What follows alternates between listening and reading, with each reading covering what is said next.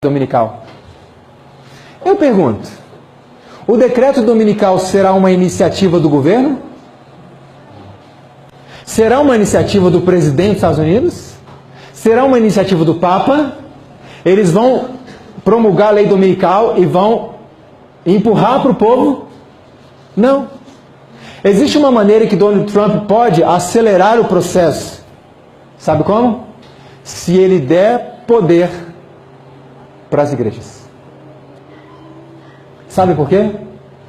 Porque dando poder às igrejas, esse poder voltará para ele em forma de pressão. Então, ele próprio talvez nem está ligando para esse negócio de domingo, sábado, não sei.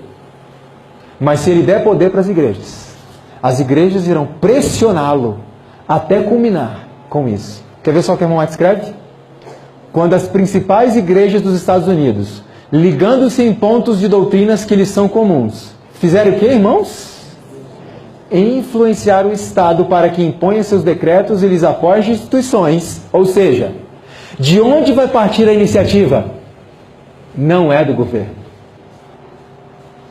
Das principais igrejas americanas unidas. Vocês entendem agora por que é importante que as igrejas se unam? E aí eu pergunto, as igrejas dos Estados Unidos irão se unir? Isso já aconteceu, irmãos.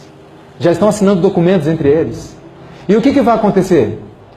Quando isso acontecer, essas igrejas irão influenciar o Estado para que façam leis, e a América do Norte protestante terá então formado uma imagem da hierarquia romana, e a aplicação de penas civis aos dissidentes será o resultado inevitável. Por exemplo, pena civil, cadeia. Pena civil, morte. Então entenda isso.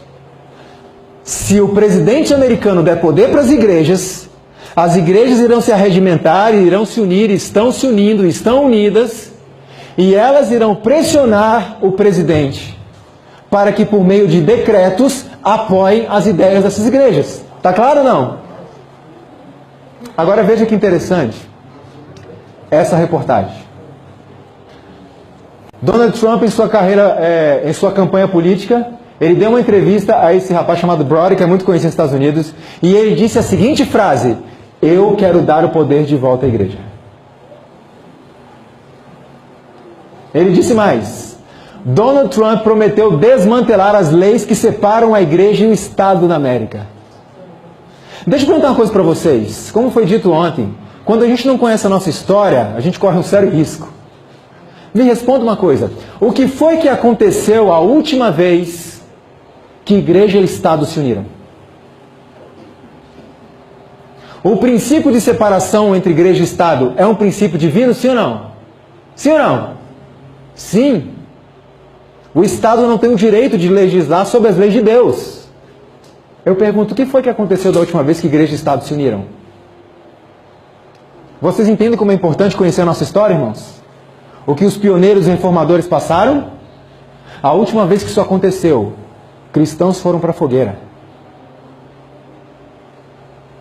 Isso está acontecendo de novo. A igreja e o Estado estão se unindo de novo. Donald Trump disse mais.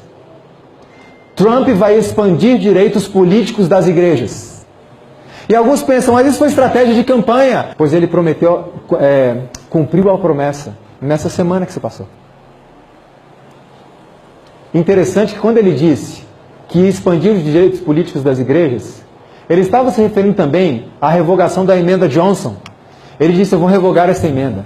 Donald Trump, em sua campanha presidencial, ele se reuniu com um grupo de pastores, parece que tinha alguns padres também ali, e ele, conversando com essas pessoas, disse a elas o seguinte: eu quero vocês, pastores, líderes de igrejas, como meus conselheiros quando eu for presidente.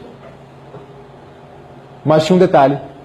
Eu imagino que alguém disse a ele assim, mas, senhor Trump, existe uma lei chamada uma emenda Johnson que impede que as igrejas atuem em questões políticas. E ele disse assim, eu vou acabar com essa emenda. E eu quero vocês perto de mim. Eu quero dar poder para a igreja de novo para atuar na política. Eu quero a igreja e o Estado unidos novamente. E nós sabemos o que isso significa para nós. E o interessante é que nessa reportagem da Veja, falando sobre a emenda Johnson que Trump pretendia revogar, olha o que diz aqui. Diz que essa é uma promessa antiga da campanha dele, e a reportagem da Veja diz que a posição dele é oposta à intenção inicial da lei, e diz que a lei inicialmente ela teve a intenção de separar o quê? Igreja e Estado. E o Trump falou, eu vou acabar com isso. Eu quero a igreja e o Estado trabalhando juntos.